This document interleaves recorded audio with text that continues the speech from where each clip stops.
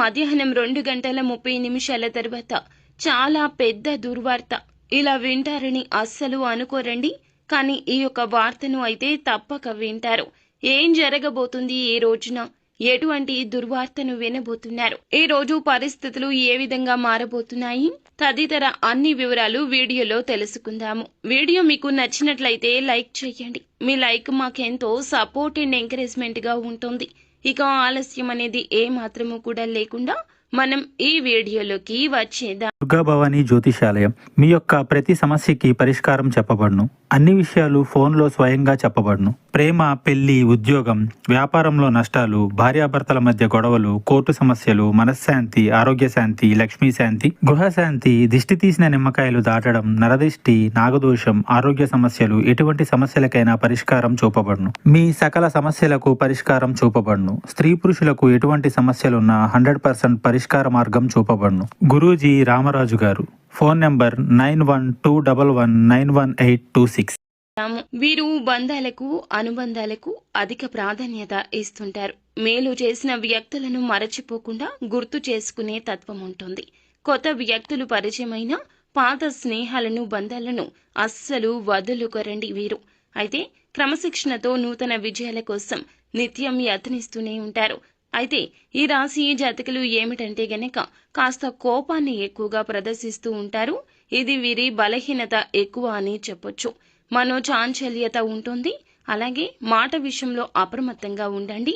ముఖ్యంగా ఈ రోజున ఎవరికైనా మాట ఇచ్చే విషయంలో, ఎవరి మాట అయినా వినే విషయంలో, మీరు మాట్లాడే విషయంలో తగిన జాగ్రత్తలు తప్పక తీసుకోవాలి. అయితే ఎప్పుడూ కూడా ఖాళీగా కనిపించరు. ఏదైనా సాధించాలి అనే పట్టుదల మాత్రం అధికంగా ఉంటుంది.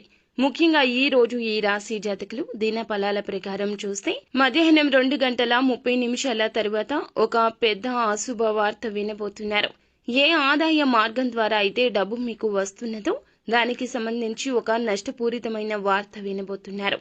అది ఉద్యోగ పరంగా కావచ్చు, వ్యాపార పరంగా కావచ్చు, మీరు ఉన్న రంగాల్లో ఏ విధంగా అయినా కావచ్చు, మీకు వచ్చే కీలక ఆదాయ మార్గం త్వరలో మూసుకుపోబోతూ ఉంది.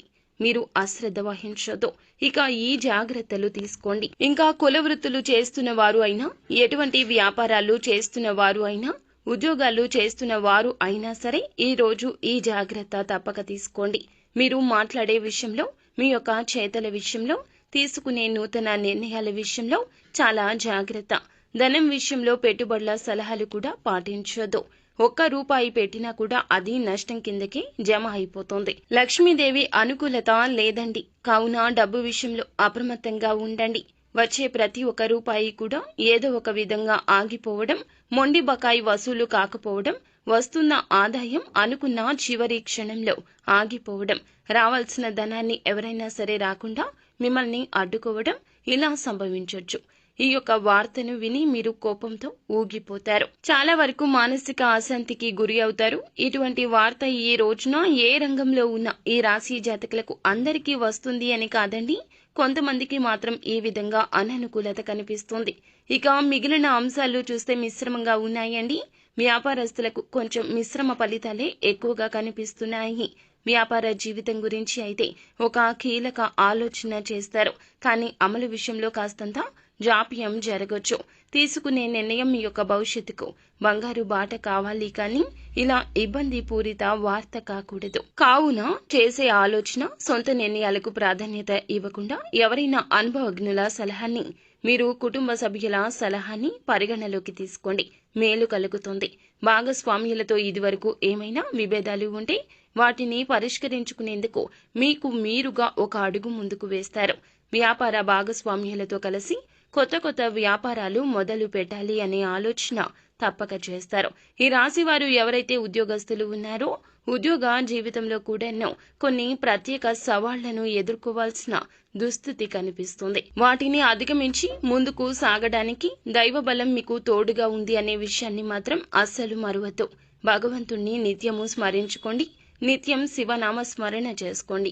వీలున్నంతలో పేదవారికి ఏదేని వస్తువు రూపంలో, వస్త్రం రూపంలో, ధనం రూపంలో దాన ధర్మాలు చేయండి. అలాగే నిత్యము హనుమాన్ చాలీసాను తప్పక పఠించండి. అంత మంచి జరుగుతుంది. శుభం భూయాత్.